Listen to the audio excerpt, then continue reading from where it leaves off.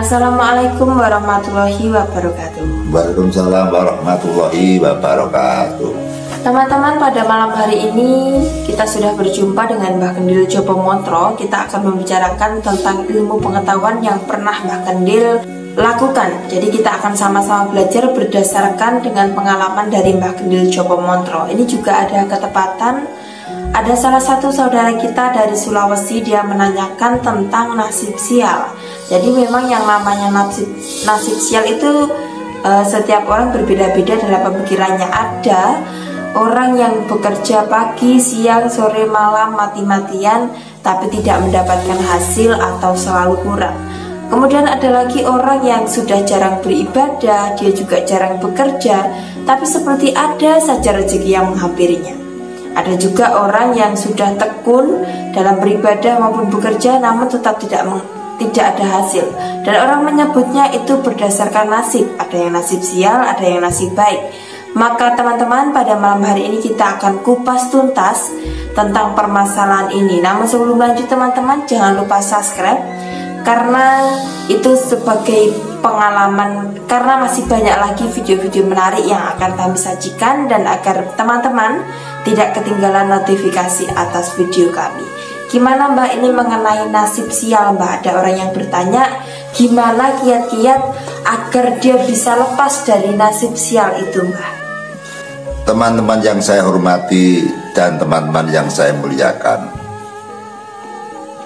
memang hidup di dunia ini selalu disertai dengan rintangan-rintangan, kesusahan-kesusahan, ujian dan cobaan. Orang hidup selalu diberi cobaan oleh Allah, selalu diberi cobaan dan ujian oleh Tuhan Yang Maha Esa. Sehingga kadangkala kita sebagai hamba itu merasa kurang, atau kita sebagai hamba selalu kita dibikin sengsara, dibikin celaka, dibikin nasib kita tidak menentu, atau nasib kita selalu tidak mujur. Di dalam kehidupan tentang nasib setiap orang itu memang tidak sama, karena setiap orang punya kodrat sendiri-sendiri, punya cerita sendiri-sendiri, kemudian punya latar belakang sendiri-sendiri. Sehingga yang namanya sifat mujur atau sifat keuntungan atau sifat sial itu setiap orang juga berbeda. Benar yang dikatakan Mbak Lulu, ada orang yang sudah tidak beribadah, mereka senang minum-minuman, mabuk-mabukan, kemudian mereka yang senang bermain perempuan, terus kemudian mereka senangannya hura-hura ke tempat-tempat hiburan, jarang-jarang bekerja, tapi mereka selalu untung dan selalu untung. Contoh, misalkan orang senang ke tempat hiburan, tapi mereka teman-temannya orang yang berbisnis mobil, akhirnya hanya pakai HP saja. Dia sebagai mediator, dalam waktu 10 menit atau setengah jam dia berhitung atau melantik sudah laba 5 juta. Padahal hanya waktu 10 menit hingga 1 jam 2 jam mereka punya keuntungan 10 juta 5 juta. Kemudian ada lagi orang yang berumah tangga, mereka adalah mencari uang bersama istri, dari pagi pulang jam 4 sore, hasilnya 2 orang bekerja itu kan borongan Mbak. Borong bekerja itu hasilnya 1 bulan 2 orang itu hanya 1.500. 1.500.000. Padahal itu 2 orang dari pagi sampai sore. Itu kejadian di Sulawesi Mbak. Sulawesi. Nah 1.500 mereka pada bekerja, utang sama bosnya 500 untuk makan, untuk beli es dan rokok. Pada saat habis kontrak atau habis kerjaan, mereka hanya menerima uang 1 juta untuk 2 orang. Nah, pada di dalam kehidupan yang normal, setidaknya itu 1 bulan 2 juta 3 juta. Jadi kalau keluarga normal itu 2 juta 3 juta baru normal, maksudnya belum mewah Mbak itu. Uang 2 juta 3 juta itu belum normal Mbak itu, Mbak. masih biasa-biasa saja karena kebutuhan kita kan tidak harus makan. Iya. Ada misalkan bensin, air motor, bayar listrik, kemudian bayar pulsa, kemudian kita servis motor, dan masih banyak lagi kebutuhan di dalam rumah tangga. Sehingga karena ekonomi yang selalu dirundung dengan kekurangan dan kemiskinan, maka di dalam rumah tangga itu sering terjadi cekcok, sering terjadi berselisih pendapat. Kadangkala mereka yang tidak kuat iman kadang merendahkan tali pernikahan, hingga dia justru malah yaitu menerima belanja dari laki-laki lain, artinya menerima uang perselingkuhan. Karena dia mau menerima, karena di dalam rumah tangganya tidak cukup untuk makan, sehingga kadang-kadang ada lelaki yang memberi yang dengan artinya, dengan ketulusannya perempuannya diberi uang itu kan hanya diberi sedekah. Tapi laki-lakinya yang memberi itu dianggap itu merupakan sesuatu yang ada harapannya itu, Mbak. Kalau seorang laki-laki memberikan uang pada perempuan, kalau tidak ada keuntungan nggak mungkin. Tapi bagi yang menerima, perempuan yang menerima itu dianggap itu hanya sedekah atau kasih sayang, atau mesak nih, paribasa seperti itu. Sehingga seringnya menerima uang dari laki-laki lain yang tidak diketahui oleh pihak suami, maka akhirnya sang suami juga bertanya uang dari mana, akhirnya terbongkar, terjadilah percesokan hingga akan menjalani dengan perceraian, gitu, Mbak. Terus yang menjadi tema yaitu kenapa kadang kita sudah beribadah, kita menjadi orang yang baik, kita sudah memiliki normal moral yang tinggi, punya tata krama yang tinggi, kita tidak mau mencuri, tidak mau memfitnah orang, tidak mau menipu orang, kita selalu hormat pada orang tua, waktunya 24 jam dipakai untuk ibadah, tapi kerja sangat sulit sekali, bahkan melamar ke sana kemari tidak diterima, terus kemudian berusaha berdagang, misalkan berdagang sayuran justru malah bangkrut, tidak laku, pindah lagi, misalkan kerja lagi, misalkan jualan es juga tidak laku lagi, pindah lagi, mencoba jualan ayam kampung loh, Mbak, keliling, juga tidak berhasil lagi, kemudian pindah lagi, mereka mencoba lagi berjualan seperti berantik motor, bedah, juga tidak mendapatkan keuntungan. Kalau dikalkulasi dalam 1 bulan hasilnya sangat minim sekali. Kenapa bisa begitu? Dan masih banyak sekali orang yang tidak bernasib untung, utamanya orang yang berkeluarga. Dalam berkeluarga itu sangat banyak sekali kasus-kasus atau intik-intik berumah tangga. Utamanya hanya ekonomi itu yang paling dominan. Kalau berumah tangga ekonominya tidak kuat, maka yang jelas pasti banyak permasalahan-permasalahan yang datang di rumah tangga kita. Kadang kita berbicara baik-baik, tapi nanti akan menjadi masalah. Kemudian misalkan kita makan saja, apabila tidak ada lauk pauknya, nanti terus suaminya marah, terjadi cekcok lagi. Sangat banyak sekali orang-orang yang tidak beruntung. Ada orang yang pengangguran, dia melihat temannya mencoba untuk pinjam bank, dipakai untuk bercocok tanam atau untuk bertani atau berkebun. Dalam peminjaman 100 juta, kemudian diproses untuk usaha pertanian, dalam jangka setahun mereka bisa mengumpulkan uang sekitar 200 atau 300 juta. Utang bank itu kan biayanya kan ringan BRI, Mbak. Ya, pinjam utang, pinjam uang di bank, kemudian untuk bercocok tanam, misalnya nanam semoko, lombok dan sebagainya, terus dia berhasil sekali. Jadi uang 100 juta diberikan peralatan seperti semprot, terus peralatan yang lain, kemudian dia menyewa tanah yang luas, misalkan ada 2 hektar atau 3 hektar, ditanami lombok. Seketika satu tahun saja uang yang pinjam dari bank 100 juta bisa berkembang menjadi 300. Ada lagi orang yang utang di bank misalkan 200 juta, kemudian dibelikan sapi, artinya dia pengemuan sapi atau penjualan sapi dalam kancah 1 tahun, utang misalkan 300 juta bisa mencapai 1 tahun itu membengkak menjadi 500 juta. Sehingga dari keberhasilan orang-orang yang pinjam bank tadi, maka ada orang yang bernasib sial ingin menirukan kepada orang-orang yang sukses. Misalkan yang bernama B saja ya, nama katakan Pak Burhan. Mereka juga orang yang cukupan, tapi dia sudah tidak bekerja selama 5 atau 10 tahun. Dia kebingungan pekerjaan karena melamar ke sana kemari juga tidak bisa diterima. Kemudian usaha berbagai macam gagal.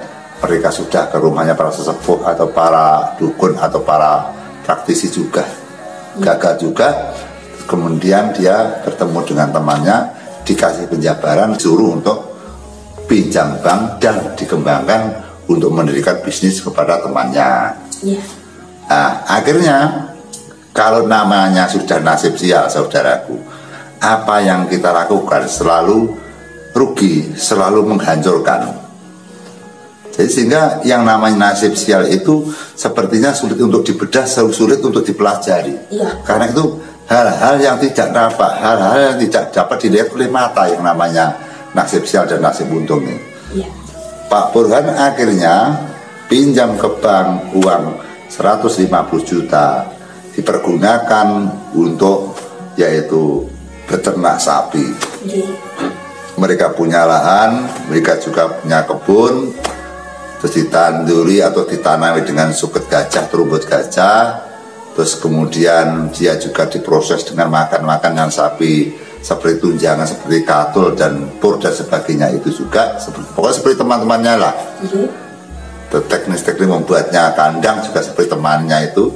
Jadi makanannya tempatnya itu pakai cor-coran itu, Mbak. Terus dikasih makanan katul, pur, terus ditunjang dengan apa itu rumput-rumputan. Ya, temannya akhirnya menjadi sukses. Dia pinjam uang 150 juta, kemudian dia menyewa tempat bekas kandang sapi. Jadi mereka tidak bikin kandang, Mbak. Dia sudah ada tempat miliknya orang disewa 1 tahun sekian. Kemudian dia membeli sapi dengan harga yang sangat ringan atau yang sangat sederhana.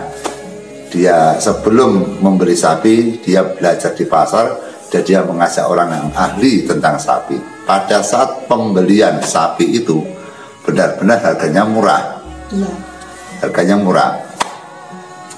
Setelah sapi dipelihara dengan bersusah payah, ibaratnya dia pagi setelah subuh lah langsung dia ke kandang, pulang nanti setelah jam 5 maghrib sudah ada di rumah gitu. Jadi 1 hari penuh itu dia bekerja maksimal dibantu dengan anak buahnya yaitu 3 orang karena sapinya kan banyak, Mbak. Nah, ternyata setelah dia itu menginjak pada masa peternakannya itu melintas sekitar 9 bulan, ternyata ada penyakit virus yang menjangkit kepada mulut sapi. Jadi yang awalnya sapinya gemuk-gemuk, kemudian sapinya itu bersih sekali, sehat sekali, tiba-tiba suasana keadaan iklim atau iklim alam tidak sinkron. Akhirnya tahu-tahu ada informasi bahwa sapi kena penyakit virus, yaitu yang diserang adalah mulut dan kakinya. Kakinya biasanya itu makan nggak bisa seperti melonyok, Mbak. Terus kakinya juga seperti kena luka, bengkak-bengkak itu. Seketika sapinya itu kena penyakit virus, akhirnya berlahan 1, 2, 3 sapinya berlahan meninggal atau mati. Adapun hanya 2 biji saja, 2 ekor saja sapinya yang sehat itu kemudian dijual. Jika modal dari 300 juta masih tersisa sapi 2, itu dijual saja untuk menyaur utang-utang daripada katol dan bor, itu saja tinggal nipis. Nah, bagi orang-orang yang menirukan kepada orang-orang yang sukses, ternyata belum tentu sukses. Nah, akhirnya dia mempunyai utang di bank 300 juta, sehingga pada posisi mereka sudah tidak punya pekerjaan, maka mereka punya tanggungan di bank. Betapa susahnya orang yang seperti itu. Nah, yang menjadi pertanyaannya bahwa orang lain yang ditirukan tadi, justru dia hanya korban dalam waktu tenggang pada saat sapi itu kena virus, itu hanya mati 3, Mbak. Jadi temannya tadi yang sukses tadi tidak mengalami kerugian, karena selama ada virus hanya mati 3. Yang sakit-sakit bisa disembuhkan. Tapi kenapa bagi orang Pak Burhan tadi sapinya tidak dapat disembuhkan oleh pihak dokter, berbagai alternatif ramah juga gagal, justru mengalami kematian? Apa bedanya sama gurunya? Nah, gurunya juga aman, tapi muridnya yang baru belajar justru dia malah kebangkrutan. Jika utang bank 300 juta, modalnya habis, dan dia posisi keadaan pengangguran, dan sekarang dia seperti kendat, dia sambat, dia susah sekali, tidak bisa tidur karena dia berusaha ingin bekerja tapi hasilnya nihil. Itu saudaraku, kenapa kok bisa begitu? Dan itu masih banyak contoh-contoh yang lain, tidak hanya salah satu contoh. Misalkan pertanian juga demikian. Ada orang sama didatangi bank karena mereka juga punya teman bank dan mereka juga orang-orang yang bercukupan. Akhirnya dia juga bukan orang miskin juga. Terus kemudian dia ditawari yaitu modal sekitar 500 juta. Nah, mereka punya pengalaman yaitu tentang pertanian, dan mereka setiap harinya dia kunjung ke rumahnya temannya, dalam arti mereka bersekolah atau mereka bekerja di rumah temannya. Kalau bekerja dengan menanam lombok selalu berhasil. Nah, di dalam penggarapan sawah sekitar lemah 100 ru, itu saja bisa menghasilkan sekitar 200 juta, 100 juta, kadang lebih dari itu. Sehingga apabila tanah 1 hektar berarti bisa mencapai 700 hektar dalam 1 tahun, Mbak. Jadi andai kata utang bank 300 bisa mencapai 700 juta. Dan mereka jarang-jarang rugi, akhirnya dia terkenal menjadi petani lombok yang terkenal. Akhirnya ada salah satu orang juga demikian, mereka juga utang bank ingin seperti dia menanam lombok. Pada saat dia menanam lombok, teknisnya sama, gurunya mengajarnya juga sama, lahan tanahnya juga sama, waktunya penanaman juga sama. Kalau temannya tadi waktu tanam daunnya melebar-lebar gitu, Pak. Nah, bagi mereka yang menirukan daunnya keriting-keriting. Pada saat masa tua, gurunya tadi daunnya saja tidak kelihatan, justru yang kelihatan hanya buahnya, tapi muridnya hanya banyak daunnya dan itu daunnya keriting. Sama sekali tidak menghasilkan, hanya berbuah sedikit. Nah, bagian teman tadi hasilnya melimpah-limpah. Dari 1 hektar saja dalam penjualan hanya memperoleh sekitar 10 juta ke 5 juta. Hasilnya 1 hektar itu hanya 5 juta, 10 juta. Tapi bagi teman yang ditiru itu satu panen itu bisa sampai 700 juta, karena dalam 1 lemah 100 bisa 100 juta pada saat harga itu lombok harga 100 atau 70, Mbak. Harganya sudah sinkron, harganya sudah baik, tapi faktor yang tidak menguntungkan adalah tanamannya tidak panen, tanamannya juga buruk. Tapi ada lagi orang yang tidak beruntung bahwa mereka juga ingin menanam lombok, tapi lomboknya bagus, tapi harganya hanya sangat murah sekali. Misalkan dalam 1 kilo sekitar hanya 5.000 atau 3.000 atau 7.000, sehingga hasil dari lombok tadi kalau dikeruskan dengan sewa tanah, dikerus dengan biaya sangat jauh sekali, sehingga mereka pinjam uang di bank 300 sampai 500 akhirnya juga tidak bisa dikembalikan, tidak bisa mengembalikan karena selalu bangkrut terkimpes selalu. Tapi bagi orang-orang yang sudah mapan, orang kaya, kenapa tanamannya juga baik walaupun harganya murah, berhubung buahnya banyak, hasilnya banyak, tetap tidak rugi, Pak. Iya. Jadi buahnya banyak, harganya murah, tetap tidak rugi, hanya untung sedikit. Tapi bagi orang-orang yang belajar tadi, orang-orang sial tadi, hasilnya tidak banyak, harganya murah. Jadi selalu sial. Nah, yang menjadi pertanyaan kita bahwa kenapa kok setiap orang dilahirkan nasibnya juga tidak sama. Kalau yang untung selalu untung, orang susah selalu orang susah. Yang kaya semakin kaya, yang miskin semakin miskin. Sehingga kok sulit dari miskin pindahnya berubah kepada orang kaya. Itu yang menjadi permasalahan. Itu hanya bidang pertanian. Belum lagi orang berjodoh, orang mencari istri dan suami. Kadang-kadang ada laki-lakinya nakal, laki-lakinya senang lokalisasi, senang mabuk-mabukan, kemudian dia tidak senang bekerja, beramburan uang. Kadang-kadang dia itu nggak senang bekerja, tapi kenyataannya orang yang berakhlak tidak baik itu justru mendapatkan istri yang sempurna, istri yang setia, istri yang pintar bekerja, istri keturunan orang kaya, istri yang solehah. Bagaimana itu? Ada laki-laki orang yang baik, berbudi luhur, sopan santun, dalam ibadahnya bagus, terus kemudian wiridanya juga tidak telat, di masyarakat baik, dia tidak pernah menipu, terus dia juga baik kepada orang. Tapi pada saat dia nikah justru keliru, itu istrinya malah justru hidupnya glamor. Senang menghabiskan uang, merendahkan suami, kadang-kadang membentak suami. Karena itu tulis tidak bisa, dia senang pergi, senang berkeliaran, mereka senang belanja ke mall, terus mereka senang menghambur-hamburkan uang, mereka senang pinjam ke sana kemari, akhirnya laki-lakinya ditagih utang. Si pihak perempuan tadi yang dinikahi tadi semakinnya banyak keluar, akhirnya berselingkuh kepada orang-orang kaya di luar sana, mencari nafsu-nafsu birahinya, mencari kepuasannya ke luar sana.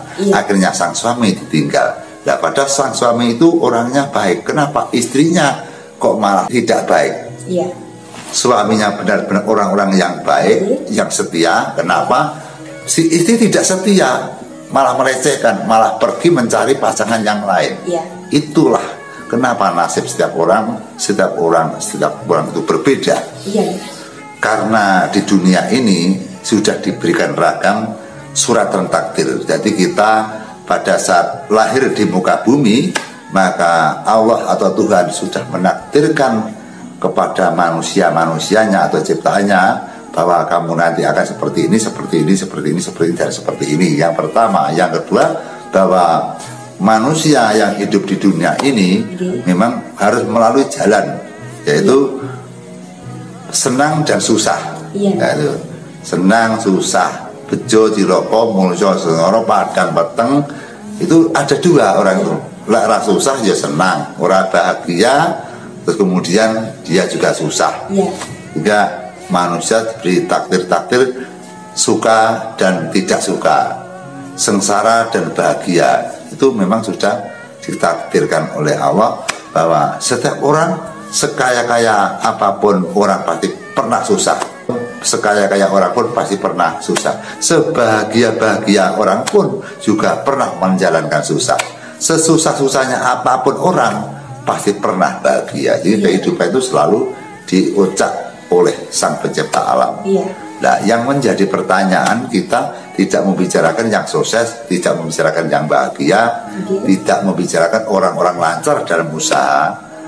Yang namanya kesialan itu kan tidak hanya bekerja, Mbak. Banyak luas. Misalkan kuliah, juga dia gagal karena teman-temannya 5 tahun lulus, dia 6 tahun sendiri. Terus kemudian mereka berpacaran, selalu gagal sampai 7 kali belum mendapat pacar. Terus kemudian dia nikah, keliru menikah. Terus kemudian berdagang, selalu bangkrut. Terus kemudian dia hidup sakit-sakitan. Kan ada tau Mbak orang sakit-sakitan terus. Ada banyak sekali pemirsa. Jadi nasibnya dia itu sudah orang miskin, pengangguran, terus penyakitan. Jadi masih umur sekitar 27 tahun sudah punya kencing manis, punya ginjal, punya sesek, punya jantung, punya paru-paru. Jadi penyakitnya banyak. Tapi ada lagi orang yang lahir anaknya orang kaya, terus cerdas, kemudian mereka pintar mencari uang dan pacarnya juga cantik. Kalau dia mencari istri anaknya orang kaya, mereka juga tidak pernah sakit, sering mendapatkan keuntungan laba yang besar, sering mendapatkan gaji-gaji yang fantastis, sehingga rumah tangganya yang sejak kecil sampai tua itu tidak pernah menderita. Anaknya orang yang kaya tidak pernah menjadi sengsara, dia selalu berkembang, hidupnya selalu bahagia. Dan bagi orang-orang yang lain itu bernaik sepeda ontel, mereka anaknya orang kaya, pada saat kuliah saja sudah naik mobil, keluar dari mahasiswa ditawari oleh bank agar bekerja di bank. Jadi belum sampai lulus sudah ditawari gitu loh, ditawari untuk bekerja, sehingga dia selalu nyaman, tidak pernah hidup sengsara. Bagaimana saudara hal itu? Kalau kita mendengarkan kisah-kisah seperti itu, sehingga kita kadang-kadang susah apabila kita ketepatan yaitu menduduki kursi-kursi kesengsaraan, kursi-kursi orang menderita, kursi-kursi orang yang kesialan tadi. Bagaimana kalau kita tuh merasakan seperti itu? Akhirnya kita larinya yang satu itu. Yang pertama adalah sabar nerimo. Sabar nerimo panjen uripku kaya ngene iki, nasibku kaya ngene iki kudu tak terima-terimake. Ibaratnya wong ora mangan sesasi, ibaratnya ora mati gitu. Wong upamane ora ndek mobil ya ora apa-apa. Wong upamane ora ndek omah apik, omah gubuk ya ora apa-apa. Wong ora turu ning kasur, turu ning pester ya ora apa-apa. Sehingga tembung kata-kata hidup sepadanya atau dengan kata-kata nerimo ing pandum tadi akhirnya bisa untuk menata hati kita tenang itu saudara. Kalau kita ukurnya kepada orang-orang sukses, kita nanti malah kecil hati, menderita, akhirnya tahu-taunya kita menyalahkan sang pencipta gitu loh. Merasa hidup itu tidak adil, merasa daripada hidup anggur tidak usah dikasih hidup. Akhirnya punya pikir seperti itu. Maka yaitu cara ngatasi, kita harus nerimo ing pandum, menerima apa adanya. Bahwa yang kaya sudah ditakdirkan kaya, ya nggak apa-apa. Yang penting kita berusaha semampu kita agar kita tetap bisa hidup, kita menjalankan kehidupan yang baik. Nah, yang kedua itu ada tata cara kita berdoa kepada Sang Pencipta. Kalau misalkan kita menjalankan sholat 5 waktu, tetap tetap sial, tetap pekerjaan belum lancar, ditambah dengan wirid dan zikir dan sebagainya. Mentanjakan wirid dari misalnya sholat isya sampai nanti jam 12 tidur sekitar 2 jam, jam 2 sampai jam setengah 4 wiritan, paginya bangun subuh, setelah bekerja, sore juga dengan wiritan lagi. Jadi menancapkan bendera wiritan atau artinya eling. Jadi memperbanyak eling kepada Allah. Kemudian juga bisa dipakai terapi seperti ajaran-ajaran orang Kejawen atau orang Jawa, memperbanyak dengan menyendiri dengan meditasi atau yoga broto atau maletining, sehingga ajaran para leluhur dulu juga baik, Mbak. Jadi diajak untuk menyambungkan di antara qabul minallah dan qabul minanas. Jadi kalau waktu malam misal setelah sholat, kemudian ada waktu nganggur, terus bertempat di musola atau bertempat di kamar, mendiamkan diri, mengosongkan pikiran sendiri, ngeraito nyinjun marang Gusti supaya enek perubahan dalam kehidupan ini. Jadi diam bersakit, seringnya diam dalam 1 hari, 2 hari, 3 hari, 4 hari sampai 1 bulan, 2 bulan, 3 sampai 7 bulan. Nanti pada saat Anda meditasi, maka akan ada cahaya nur dari Allah, akan memberikan pertolongan kepada kita, pertolongan yang tidak dapat diramal, pertolongan yang tidak dapat digambarkan, itu kan urusannya Tuhan, Mbak. Jadi semakin banyaknya orang yang bermeditasi, banyaknya waktu kita pergunakan untuk menyambungkan diri kepada Allah Subhanahu wa taala, qabul minallah, qabul minanas, dengan tidak terasa kita lama-lama akan mudah mendekat, akan mudah mengenal, dan Tuhan akan mudah mengenal kita, dan hubungan itu akan simetris. Kita medannya negatif, Tuhan medannya positif, maka positif dan negatif apabila bertemu menjadikan arus listrik yang kuat. Kalau sudah arus listrik yang kuat, maka diberikan stop kontak dan sebagainya untuk meletakkan lampu.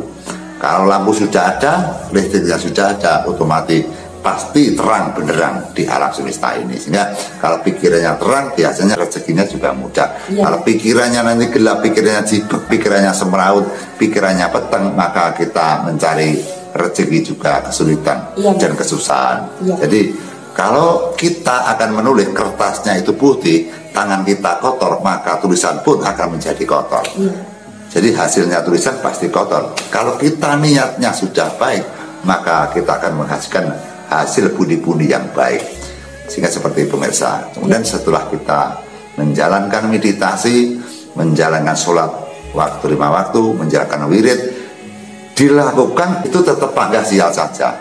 Ya, kita tetap jangan putus asa, kita tetap mencari lagi, tetap pendekatan kepada Sang Pencipta.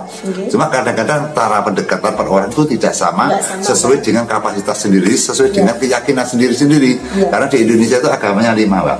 Ada agama 5 dan aliran di Indonesia sangat banyak sekali. Sangat ada 900 berapa itu aliran kepercayaan di Indonesia ini. Sehingga kita tidak boleh memaksa, itu tergantung kepada Anda semua pakai aliran apa. Yang penting mendekatkan diri kepada Sang Pencipta alam. Kemudian yang kelima adalah bersih diri, Mbak. Jadi caranya agar kita terhindar dari sia itu bersih diri. Apa yang bisa dimaksud bersih diri? Misalkan pada waktu kita malam, setiap jam 1 kita melaksanakan mandi. Menggunakan mandi, misalkan setelah mandi kita wiridan, atau setelah mandi kita misalkan tahajud dan sebagainya. Jadi dirutinkan sesuci hati, sesuci rogo jiwa. Jadi sesuci rogo jiwa. Jadi setiap jam 1 malam mandilah. Gitu. Pada saat mandi kita tidak sekedar mandi, kita berniat ingsun ngersakaken badhe resik sarira ingsun, muga-muga menawa ana sukertaning ingsun bisa sirna marga layu, ucul ilang saka kersane Allah kapindo dening Rasulullah. Terus atus biru ngono. Jadi diniati bahwa kita pada saat mandi itu kita niat ingsun membersihkan diri dari lahir dan batin, gitu loh, Mbak. Itu langkahnya mandi. Nah, setelah mandi bagaimana? Terserah kepada Anda. Anda nanti apakah pakai tahajud, apa pakai sholat sunat, apa Anda itu meditasi, apakah Anda menerapkan dengan adat-adat kebudayaan para leluhur, misalkan nebung menyang. Itu kan ada, Mbak. Karena yang dia bukan orang muslim misalkan, atau muslim pun yang dia mengerasuk dengan kebudayaan, itu teman-teman juga banyak, Mbak. Tidur, setelah tidur jam 1 dia bangun mandi. Setelah mandi dia ke depan rumah, langsung dia menyalakan dupa atau yuspa atau menyan. Terus kemudian setelah itu dia duduk, di depannya dia ada kembang-kembang yang disajikan, seperti kembang telon atau seperti kembang kerantil, apa tidak tahu. Yang penting itu ada medianya untuk berdoa. Sehingga kita pun juga nggak bisa menyalahkan, setiap orang berdoa itu pasti ada medianya, Mbak. Contohnya kita sholat juga pakai sajadah, kita sholat juga pakai tasbih, gitu. Jadi media-media itu bukan kita nyembah tasbih, kita nyembah sajadah, tidak. Itu hanya media peralatan untuk menghubungkan Sang Pencipta, gitu loh. Kita juga ibadah dengan menghadap ke kiblat, itu kan juga media. Bukan Ka'bah itu Allah, bukan, Mbak. Itu kan media untuk menyembah kepada Allah. Itu, sehingga kita tidak bisa mengecas orang itu dosa, mengecas itu orang itu salah, karena kita sendiri belum tentu benar, kita sendiri belum tentu bersih. Ya, kami tidak bisa untuk mengecas pada orang, kamu cara salah, kamu salah sesat. Saya nggak berani, saudaraku. Karena saya itu menyadari bahwa saya pun belum tentu bersih. Setiap langkah saya, setiap ucapan saya, setiap hati saya, setiap mata saya, telinga, hidung saya yang saya pakai itu belum tentu nanti akan membuahkan hasil yang baik. Jadi kita daripada mengoreksi orang, lebih baik mengoreksi diri kita sendiri. Karena mengoreksi orang kita nanti takut malah. Sehingga kita tidak bisa saya untuk menjatuhkan kata-kata kepada orang-orang yang seperti kamu sesat, kami dosa, saya nggak berani. Karena urusannya orang tidak sama. Kita nanti kalau orang kamu sesat ternyata saya pun besok kalau mati saya malah neraka, yang saya sesatnya malah surga. Kan kita malu malah Mbak. Nah kemudian setelah mandi juga ada lagi, masih banyak sekali terapi-terapi untuk menghilangkan Sukerto, masih banyak sekali. Ada lagi orang itu setiap jam 3 malam mereka kadang-kadang mengelilingi rumah sampai 7 kali. Ada setelah di depan pintu mereka yaitu ngeduk bumi kaping telu. Ibu bumi berkuasa isung kagungan kersa nyuwun ilangono sukertaning sun. Sangga dayane Allah kabinu dening Rasulullah. Mugi-mugi Gusti Allah maringono cahya lan nur cahya kula sehingga kula dados tiyang menika tansah diwelasi lan diasi sinten mawon. Nek kula menika diwelasi diasi menika kula gampang anggere kula madosi sandang pangan pados rezeki. Jadi wong nek diwelasi diasi, Mbak, iki golek rezeki ora angel. Golek utangan ya ora angel. Anane golek utangan angel mergo ora diasi. Mangane golek penggawean angel mergo gak diasi. Kalau orang diasi golek pekerjaan mudah, golek rezeki juga mudah, golek makan saja mudah, golek minum saja juga mudah, golek jodoh juga mudah, golek pacar juga mudah, karena sudah diasi, dikasihani Mbak, disayangi. Orang sudah disayangi itu kan kemanapun arahnya itu selalu mudah.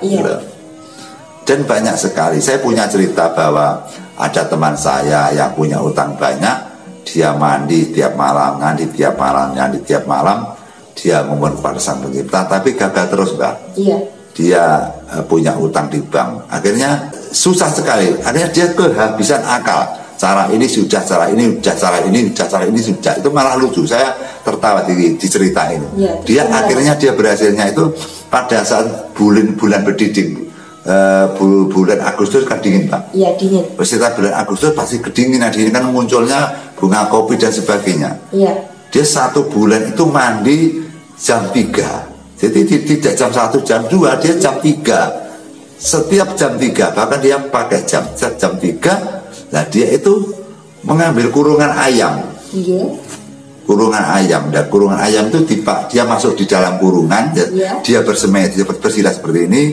Unine mikir ngene, Gusti Kang Mosuci, ingsun jagone Gusti Kang Mosuci, ingsun bakal diwenangake Gusti Kang Mosuci, bakal digampangake golek sandang lan pangan. Ingsun kluruk-kluruk sawiji, kluruk sepisan, kluruk ping pindho, kluruk ping telu, bakal antuk rezekining Gusti, ingsun bakal diasi wong sak bono kabeh. Hanya itu saja Pak. Setiap dia doanya seperti itu saja. Ternyata ada orang yang meminjami uang, ada orang yang mengambil sertifikatnya dia. Jadi dia punya utang di bank, akhirnya uang yang ada utang di bank tadi diambil sama orang lain, terus kemudian mereka diajak bekerja sama, dipekerjakan, akhirnya utangnya bisa lunas dan mereka masih mempunyai hasil daripada dia bekerja. Jika dalam jangka 1 ke 2 tahun utangnya sudah lunas, banknya sudah lunas, sertifikatnya bisa dibawa pulang, justru dia semakin pintar bekerja dan dia bisa mandiri. Dulunya kan dia belajar kepada temannya, diajak bekerja, setelah itu sama temannya dikerenahkan, diberi cara-caranya bekerja. Akhirnya dia menjadi seorang pedagang yang sukses karena dia bercerita bahwa dulu saya pernah Pak Bintoro itu saya pakai ini semua gagal. Saya ke rumahnya para sesepuh, dikasih tahu, kamu itu hambane Allah, kamu itu jagone Allah. Kowe lanang to, Le? Nggih, Pak. Nggih, Pak. Lanang iki dadi jago, kluru pisan pindho ping telu, unine ngene. Lek kluruk tenan kese wani urip ing alam donya, wani kangelan, wani golek sandang pangan. Waton wani kuwi mesti bakal antuk wahyune kodrat. Jadi dikasih tadi, amalan tadi dilaksanakan. Ternyata setelah 1 bulan sudah ada temannya lama, teman SMP yang sudah berhasil berusaha. Akhirnya dia direkrut untuk bekerja dan utangnya 100 juta di bank, sertifikatnya diambil, dia disuruh untuk ngabdi menjadi anak buahnya. Setelah utangnya lunas kepada temannya, mereka dikasih modal atau menjadi modal untuk mandiri. Dan selama 5 tahun mereka sudah punya mobil. Justru saya sendiri malah terkejut Mbak. Sudah mapan, pakaiannya sudah lain, kemudian busana sudah lain, sudah bersepatunan, sudah pakai sepatu. Saya tanya ceritanya seperti itu. Sehingga kasus-kasus untuk merubah nasib kesialan itu tergantung kepada diri kita. Kadang-kadang kita apabila diberi ceramah kepada orang, kita praktikkan belum tentu berhasil. Kadang-kadang inisiatif sendiri justru malah berhasil. Tapi yang jelas, setiap orang yang punya kesusahan, setiap orang punya kegagalan, setiap orang punya nasib yang sial, pasti orang tersebut pasti nutup diri. Apa salahku mau? Kalau sudah tahu apa salahku, mari teman-teman untuk bercerita kepada orang, untuk mengadu kepada orang, bagaimana caranya mengatasikan itu. Seperti datangnya tamu didatangkan oleh Tuhan, Mbak. Karena dia sudah berpisah berpuluh-puluh tahun, terus datang menolong. Makanya Tuhan itu Maha Pengasih dan Maha Penyayang. Dan rezeki itu tidak kesangka-sangka juga, gitu loh, teman-teman.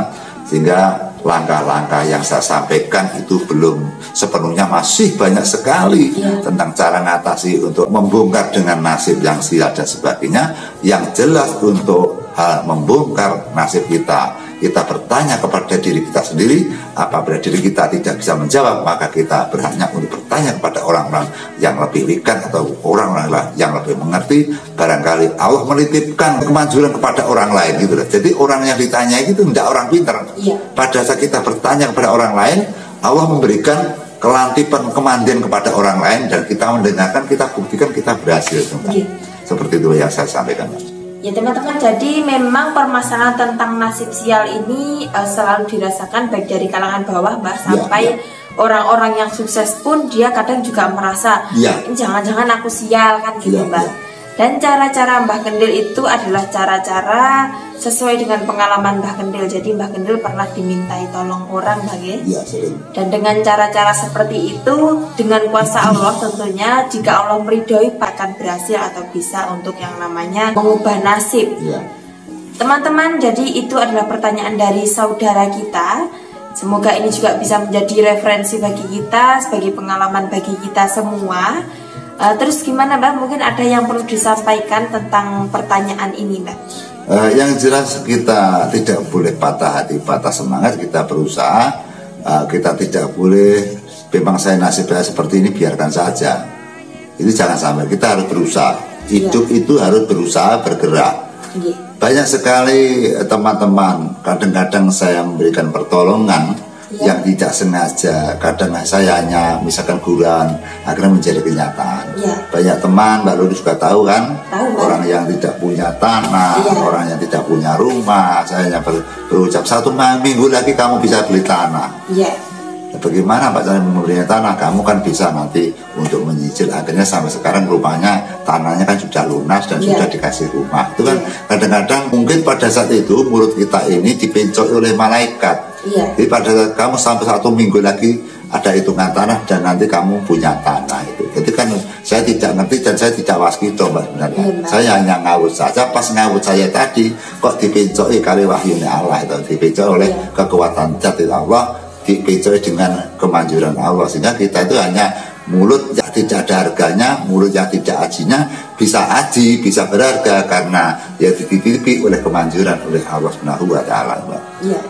Ya teman-teman, mungkin itu yang bisa kami sampaikan. Semoga video ini bermanfaat. Dan jangan lupa subscribe, karena masih banyak lagi video-video menarik dari pengalaman Mbah Kendil Jowo Motro yang akan kami sajikan di channel ini. Mungkin cukup sekian teman-teman, video ini kami akhiri. Wassalamualaikum warahmatullahi wabarakatuh. Waalaikumsalam warahmatullahi wabarakatuh. Sugeng rahayu ingkang pinanggih matur Mbak Nuwun.